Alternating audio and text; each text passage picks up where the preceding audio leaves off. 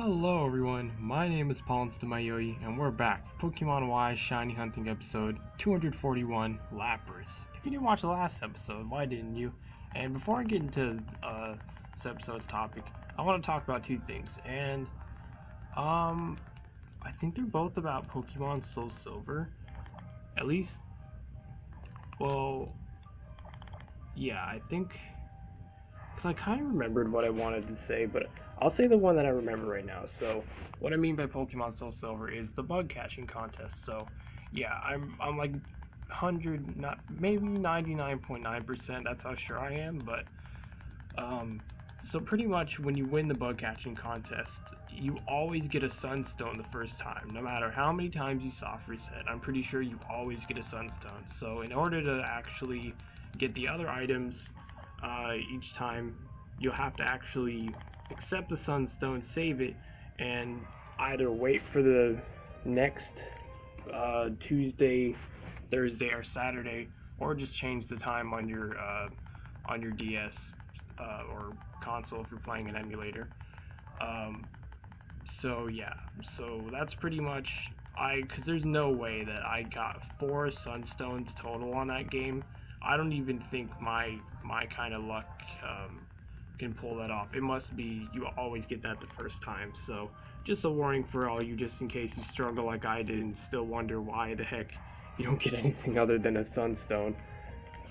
So yeah, so once you finally save after winning and receiving the Sunstone, then I'm pretty sure you'll be able to soft reset each time to have a different stone on the list of stones that you can get. So yeah, so that's what's up with that, and yeah, so pretty much like I said, the guaranteed strategy. It seems like the best thing you can get in there is a level 14 Scyther without it harming it, without it losing. Let me reword that. With it being full health and level 14, that seems to win every single time when it comes to the normal ones. I don't know if the other NPCs get like the Pokemon that you use, like Sinnoh Sound. I don't know exactly how that works, but that's like Pokemon from other generations before that game, like the Diamond, Pearl, and Platinum, that kind of stuff. So I don't know. So I don't, because I never really use that, and I don't really plan on using that unless someone like teaches me and says it's like really helpful. But other than that, I'll just stick to the good old normal bug catching contest. So either that or level 14 Pinsir with the same thing, full health. Pretty much only save your sport balls for those, because don't bother to catch anything else, just so that there's a full chance when you hopefully do find that level 14 Scyther or Pinsir. Um, the Pinsir seems to be inferior. That means not as good points as the Scyther, even though, like I said, they're the same level. But it must be that Scyther's catch rate must be really tough, or maybe it was just a coincidence. Because yesterday, it took like, I think, 10 Sport Balls to catch level 14 Scyther, full health, no status condition. And then when I went to go catch the Pinsir, when it came out of nowhere, level 14, it caught him 1 ball. So Pinsir's catch rate must be either a little bit better than, a little easier to catch than Scyther, or I don't know, or I just got freaking lucky. Because on the first ball I threw, it just instantly, well, it didn't get a critical capture, because I don't think that happens, has came out yet back in this game. So Pokemon Soul Silver, I mean, but yeah, it shook 3 times and then bam. So yeah, and then you can also just straight up click the retire button once you've gotten the catch, and then go ahead and end it right away, so you don't have to burn through 20 minutes each time. Because I thought you had to do that. I thought when you meant retire, it would mean you quit and you surrender, but no. So that's awesome. So that's what I wanted to talk about. That, and I really forget what was the other thing I wanted to say. Oh, that's what it was. Okay. So when I finally, whenever I finally finish all of the friend safaris, get a shiny from each of them, from each that you can find, shiny from each Pokemon that you can find in that friend safari, then I will most likely start working on I will start actually working on make breeding and actually hatching for a certain shiny Pokemon, like for example, to start off with my Delphox, because unless I get a new another copy of the game, I won't be able to soft reset for a shiny starter. So I'll be doing that whenever I finally do. Like I said, I don't know when it's gonna happen. Just because I've been getting lucky lately doesn't mean I'm gonna be done with those friend safaris with being the completionist that I've been lately with them. But I've been doing a good job and getting really lucky. But hopefully that'll keep up. So anyway, yeah, I'm glad I remembered what I wanted to say, because it was gonna really eat me away if I didn't remember. So anyway, now we finally get into the topic. So this topic is by me. It's an anime, an English dubbed anime.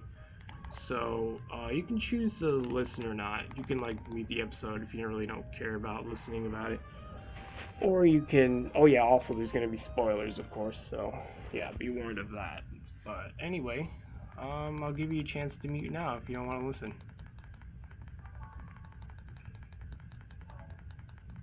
Alright, you had your chance. So, it is this, I would say, yeah, the sequel, even though it's like in the timeline, like, they are younger, but it's the sequel to the Agent Aika anime I actually talked about, not yesterday, but the day before yesterday, I'm pretty sure. Yeah, so anyway, so this one is not, doesn't have as any deep, uh, you know, sexual stuff like how the original one did. It, of course, like, shows the, well, not occasional, it shows it a lot, like the nipples and all that, but that's the furthest you'll probably see of the sexual stuff. So yeah, if y'all don't want to see that, then don't watch the anime, because it shows a lot of that. But it's pretty cool. It's just like the first one, but it's cool because you get to see how Aika was when she was like way younger, and she like the story is pretty cool too, the plot. So pretty much she starts off with like being just a normal schoolgirl, and she just like, I guess she starts, that's where she starts out her salvaging, what she calls it, treasure hunting, because yeah, it's just hunting for treasures still. That's what pretty much salvaging is. You can look at it like that, but anyway. so it so anyway, yeah, so pretty much she seems to be, for some reason I didn't expect this of her, but she was like the one that is not really responsible of work. Well, I guess that's how most younger people are these days. I make that sound like I'm super old, but I'm pretty far from those kind of attitudes, so I guess I really separate myself out from most. But anyway, so yeah, so pretty much, yeah, she's like super lazy because she's always like not on time, she oversleeps and all that, and it's funny because she tries to get away with it, with trying to act all innocent and everything, even though the principal's a girl as well, so it just doesn't work on her. But then, but anyway, then skipping on to the, where she meets pretty much like, I guess, her best friend for the anime. I'm pretty sure there's only 3 episodes as well, so a lot happens in those episodes, but it's like, you know, like I said, 3 episodes. So anyway, yeah, so pretty much, I forget her name. I know the one that she's going to meet that's in the club of that red-haired girl. Her name's Karen. I don't think I've ever talked about like who my favorite character is for any of the anime, but she is definitely the Karen girl. She's definitely like my favorite character for that one, because it's just funny how you find out how she's like super smart, because she's not actually a human. Well, she is, but she got I guess some kind of alien life form inside her that makes her always young but grows infinitely smart without having her, like, you know, brain to go boom but I'm not going to go too into that because that just disturbs me when I talk about gory stuff like that. I'm sure most of you wouldn't want to hear that anyway, and don't worry, I'm not going to talk about that. So anyway, but yeah, it's so cool because she's like, she knows all this stuff, but she looks like just a normal like little girl. It's pretty awesome.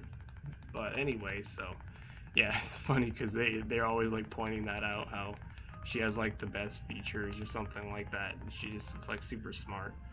And yeah, but anyway, so I'm really trying to remember the red hair girl's name because she's like interesting as well. But like I said, Karen is definitely my favorite character out of that anime. But I really don't remember her name. Whatever. I'm just gonna call her red hair girl. Okay, whatever. So anyway, so yeah, then they meet up because Aika, like, I guess, yeah, she puts herself as like a worker to help go on these salvaging hunts for other people, but you're not allowed to like advertise in school. So the red hair girl and her club friends went and ripped down like all the papers that Aika like hanged up, and that's pretty much how they met because yeah. So anyway, and then they in the beginning you think they're gonna be like rivals, but during it you see that they're pretty much become best friends, which I think that's pretty cool. But anyway, so yeah, then the red hair girl like invites Ike to the club because she's like super rich and she has all this awesome salvaging stuff because she's a big salvager as well. But her club is like has a huge amount of people in it. I think mainly because of all the fact that she's rich and then she can offer all this stuff to salvage. But also it's pretty cool because that's how you figure out there's like a certain special mission they have to go on, and Karen has like this butterfly looking tattoo, but it's actually a line of coding, and it is awesome because it shows the locations and the coordinates of like somewhere, a facility deep in the sea, and they go and explore to that eventually, of course. But on the boat ride there, they find out that well, of course, all the people in the club there. I think it's like a yacht. Yeah, it's crazy how rich that girl is. But anyway, yeah. So they're like on the yacht ride there, and just unsuspected main villain comes in, and I bet you wouldn't have guessed it, but it's actually the principal, the one I was talking about earlier, like the one that, like I said, well, I guess I only mentioned her once as like a little thing that Aika tries to like be all innocent with when she is late or something, or she knows she's gonna get in trouble. But anyway, yeah, she ends up being like pretty much the main villain, or the goon actually. There's actually a guy, Karen's father, who is in the end pretty much trying to retrieve Karen because, like I said, she's actually a clone. She's not the original Karen. There's like lots of Karens that you eventually see in that facility that they're gonna eventually go to, and it's so awesome. But anyway, so pretty much, yeah, the principal is actually a goon, a lackey, or I guess a minion. Yeah, a minion would be more fitting. Anyways, this will be the last one we'll check for the episode. So anyway, yeah, a minion to Karen's father to help capture Karen and put her back in the freeze chamber to put her back to sleep. Alright, so anyway, yeah. So anyway, if you enjoyed the episode, you'd be so kind to support me by donating to my Patreon, as long as you're not putting yourself in a bad spot by doing so, of course. Then feel free to. The link is in the description down below. I'll be seeing y'all later. I've been your host, Paul Instamayoyi, and goodbye.